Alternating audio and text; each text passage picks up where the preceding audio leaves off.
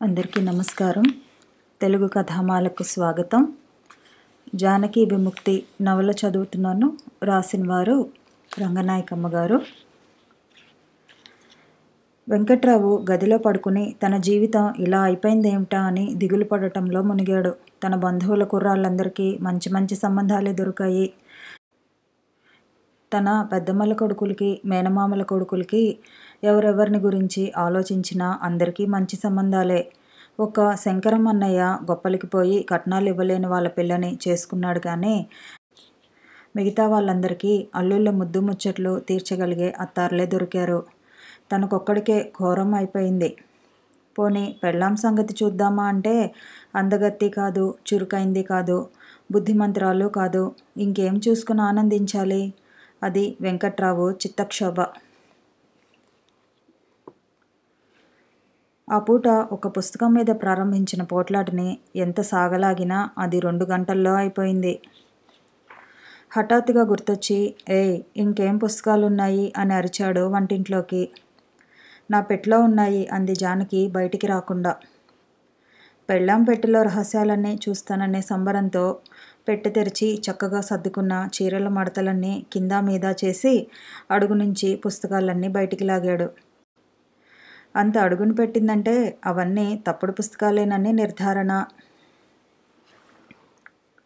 వెంకట్రావుకి పుస్తకాల్లో ఒక కవరు కనిపించింది. ఏదో రహస్యలేఖ పట్టుబడిపోయినట్టు వంటింట్లో నుంచి జానకి వస్తుందేమోనని వారచూపు చూస్తూ గుమ్మం వైపు వీపు పెట్టి గబగబా కవర్ తీశాడు. డబ్బు కనబడింది. దడదడ లెక్క పెట్టాడు. 125 రూపాయలున్నాయి. మొహం మార్చేసుకున్నాడు. తను ఎన్నడూ జానకి చేతిలో ఒక పైసా పెట్టలేదని తననెవరో అన్నట్టు అనిపించింది. మైదానంలో ఆ ప్లీడర్ భార్యకి తన సంగతి కూడా తెలిసిపోయినట్టు అనిపించింది. ఎవరికో సమాధానం చెప్తున్నట్టు,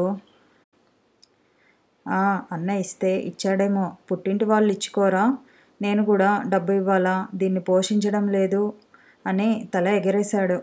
20 రూపాయల నోటు ఒకటి తీసి వేల మధ్య నలుపుతూ మడతలు పెట్టాడు. మళ్ళీ కవరులో పడేసి పెట్టిని గోడ దగ్గరికి తోసేసి పుస్తకాలు మంచం మీద పెట్టుకొని కూర్చున్నాడు.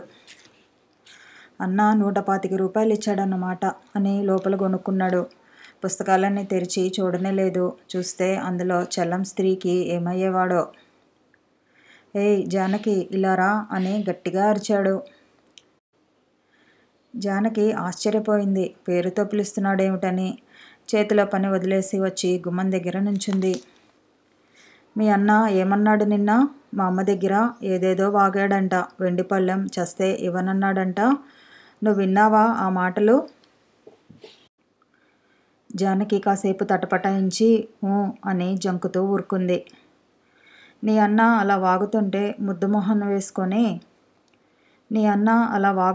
ముద్దుమొహం వేసుకొని వింటూ ఊరుకున్నావన్నమాట. నాకు తెలవకడుగుతాను.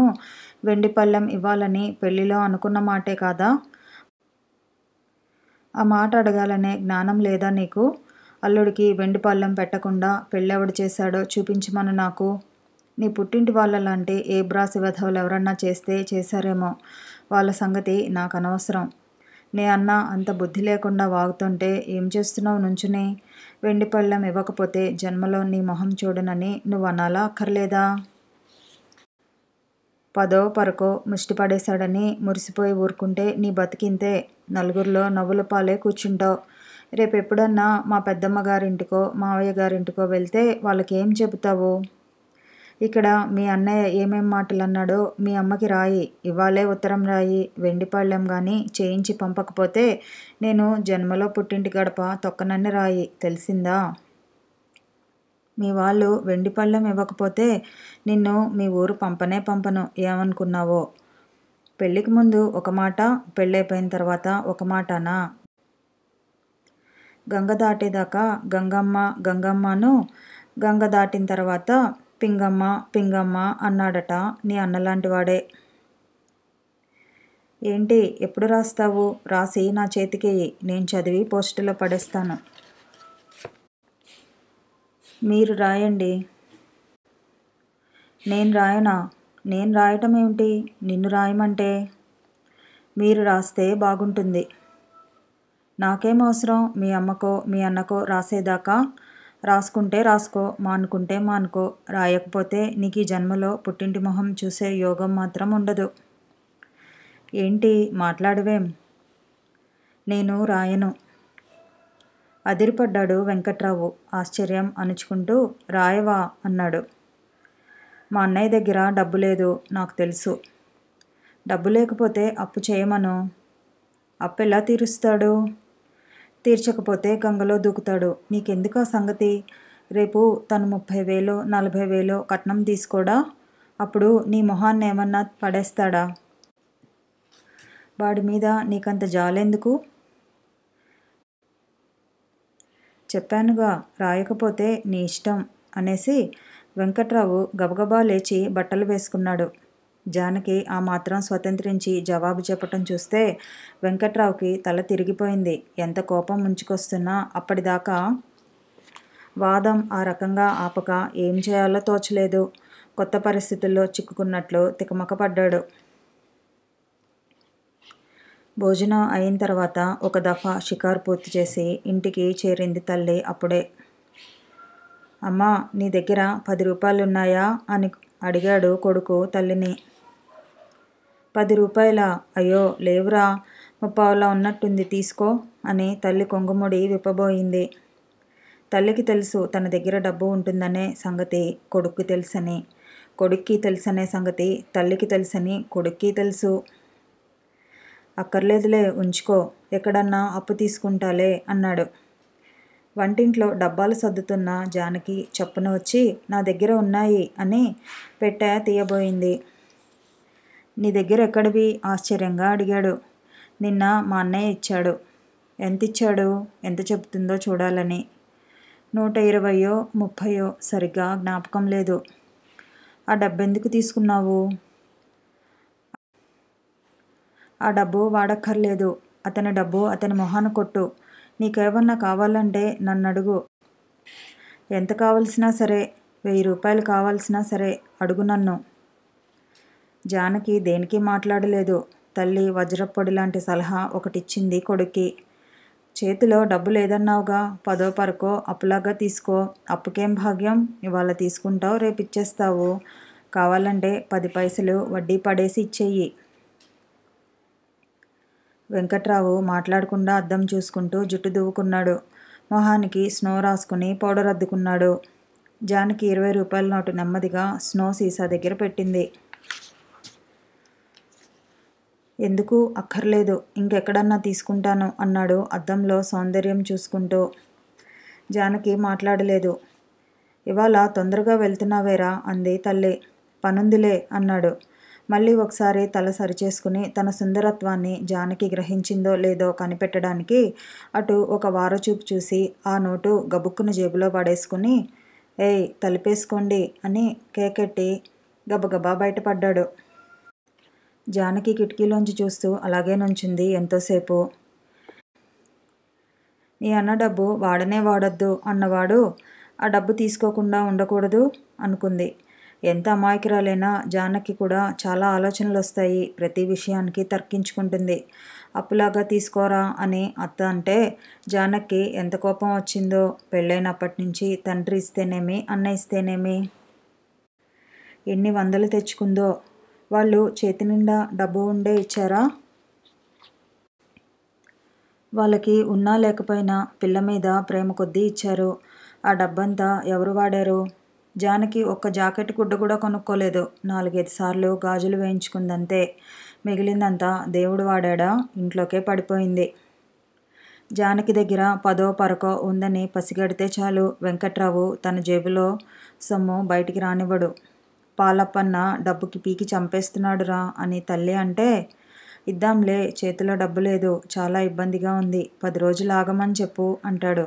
ఆ నాటకానికి మొదట్లో తల్లే డైరెక్టరు, కానీ తర్వాత నుంచి వెంకట్రావే దాన్ని అత్యద్భుతమైన నేర్పుతో డైరెక్ట్ చేస్తున్నాడు. నీ చేతిలో డబ్బెందుకు లేదు? ఈ నెల జీతం రాలేదా? ఎప్పుడొస్తుంది అని ఎవరు అడుగుతారు అతన్ని? జానకి అడుగుతుందా? చాలా ఇబ్బందిగా ఉందని భర్త అనగానే, నా దగ్గర ఉందత్తయ్య, పాలతనికి ఇచ్చేయండి అని సొమ్ము తెచ్చి అత్త చేతిలో పెడుతుంది కోడలు. అత్త ఆ బాకీ తీర్చి ఇంకో 10 రూపాయలు ఉన్నాయే జానకి, వాణ్ణి అడిగి తర్వాత తీసుకుందువుగానిలే, కూరల బాకీ కూడా ఇచ్చేస్తాను అని ఇంకా ఇంకా డబ్బడిగి ఆ బాకీ ఈ బాకీ, కొడుక్కి తను అప్పెట్టిన బాకీ, ఇంకో 4 బాకీలు తీరుస్తుంది. ఆఖరి పైసా కూడా అయిపోయేదాకా చెట్టుని దులిపినట్టు కోడల్ని దులిపి దులిపి 10 15 తన పెట్టెడుక్కి తోసి అప్పటికి శాంతిస్తుంది. ఆ తర్వాత జానకి తన డబ్బు కోసం మొగుడిని అడిగేది లేదు, అతనిచ్చేది లేదు. ఆ మాటే ఎవరు ఎత్తరు. ఒకసారి జానకి 1 రూపాయి కావాలంటే అత్త దగ్గర పుట్టలేదు. అది కూడా తన ఖర్చుకి కాదు, విశాలాక్షికి ఇవ్వటానికి. వాళ్ళింట్లో అప్పటికి 3 రోజుల నుంచి కూర వండుకోవటం లేదు. కూరల మనిషి ఎంత విసుక్కున్నా కూరలు ఇవ్వను పొమ్మన్నాడు గాని అప్పటికే చాలా బాకీ పెరిగిపోయిందని విశాలాక్షికే సిగ్గేసి కూరగాయలు తీసుకోవటం మానేసింది. 3 రోజుల నుంచి పిల్లలు కూడా పచ్చి పులుసుతోటో పచ్చడితోటో తింటుంటే జానకి చాలా జాలేసింది. 2 రూపాయలన్నా విశాలాక్షికి ఇస్తే బాగుండును అనుకుంది. చేతిలో చిల్లిగవ్వలేదు. అతన్ని 2 రూపాయలు అడిగితే ఏమంటుందోనని 1 రూపాయి అడిగింది. ఎందుకే అని అత్త రాగం తీస్తే అసలు సంగతి చెప్పింది. అంతా విని అత్త పోనిద్దు, అందరి కొంపలు మనం చక్కబెట్టగలమా, వాళ్ళే ఏడుస్తారెలాగో అని ఈసడించేసింది. జానకి ఎంత బాధేసిందో. తెల్లారి లేస్తే విశాలాక్షి ఇంట్లో ఏదో ఒకటి తింటూనే ఉంటుంది ఈ మనిషి. ఆఖరికి వాళ్ళ చిన్నపిల్లలు బిస్కెట్లు తింటుంటే కూడా నాకు పెట్టవు నాకు పెట్టవు అని నవ్వులాటలాగా అడిగి సగం సగం ముక్కలు పెట్టించుకొని తింటుంది. అంత చిన్నపిల్లలు 3 రోజుల నుంచి పచ్చడి మెతుకులు తింటున్నారంటే వాళ్ళే ఏడుస్తారెలాగో అనేసిందంటే జానకి ఎంత బాధేసిందో. అత్తగోల పెడితే పెట్టిందిలేమని గిన్నెతో 2 డబ్బాల కందిపప్పు తీసుకుపోయి విశాలాక్షి వాళ్ళ చేటలో పోసింది. పప్పుచారన్నా కాయండి అంటూ. దానికే అత్త ఎంత రాద్ధాంతం చేసిందో. సంసారం ఇలా దుంపనాశనం చేశావంటే ఊరుకోను అని హెచ్చరికలు కూడా చేసింది. ఆ నేరం భర్త ముందుకు వెళ్ళేప్పటికీ జానకి తెలివి తక్కువగా ఒక అబద్ధమాడింది. విశాలాక్షి అప్పు ఇమ్మంటేనే ఇచ్చాను, ఊరికే కాదు అనేసింది. నీ దగ్గర మాట మారుస్తోందిరా, నాతో ఇంతసేపు అప్పు మాటే ఎత్తలేదు. సరే, అప్పు ఎప్పటికి వసూలు చేస్తావో నేను చూస్తాగా అని అత్త ఆ పూట నుంచే కాచు కూర్చుంది. వారం తిరగకుండానే విశాలాక్షి అప్పు తీర్చేసింది. జానకి ఊరికే ఇచ్చిందని తెలిసినా విశాలాక్షి దాన్ని అప్పుగానే అనుకుంది. అప్పు తీర్చడానికి వచ్చినప్పుడు జానకి స్నానం చేస్తుంటే అత్తకే ఇచ్చి వెళ్ళింది. అత్త 2 రోజులు విశాలాక్షి ఇంట్లోకి తొంగి చూడలేదు, మొహం చెల్లక. 3వ రోజుకే సిగ్గులేక పిల్లల్ని పలకరించే నెపం పెట్టుకుని నెమ్మదిగా జొరబడింది మళ్ళీ. ఆ సంగతంతా జరిగినప్పుడు జానకి గట్టిగా అనుకుంది, తన దగ్గర ఎప్పుడు 4 రూపాయలు ఉంచుకోవాలని. అనుకుంది కానీ అనుకున్నట్టెప్పుడు చేయనేలేదు. ఎప్పటికప్పుడు ఉన్నదంతా వాళ్ళకి అప్పజెప్తూనే ఉంది. నీ అన్న డబ్బు వాడనే వాడొద్దు అన్న మనిషి ఆ 20 రూపాయలు పట్టుకుపోవటం తలుచుకుంటే జానకి సిగ్గేసింది. నిన్న తను చక్కగా మిఠాయి కారపూస పళ్ళెంలో పెట్టి తినమనిస్తే ఆ పళ్ళెం తిరగబోసి తర్వాత దొంగచాటుగా తినటం గుర్తొస్తే జానకి పుట్టెడు విచారం వేసింది. పెద్దవాళ్ళకి ఇవేం గుణాలని చాలా దిగులు పడిపోయింది. కథ కొనసాగుతుంది. మళ్ళీ కలుసుకుందాము. ఈ వీడియో నచ్చితే లైక్ చేయండి, షేర్ చేయండి, కామెంట్ చేయండి, ఛానల్ని సబ్స్క్రైబ్ చేయండి.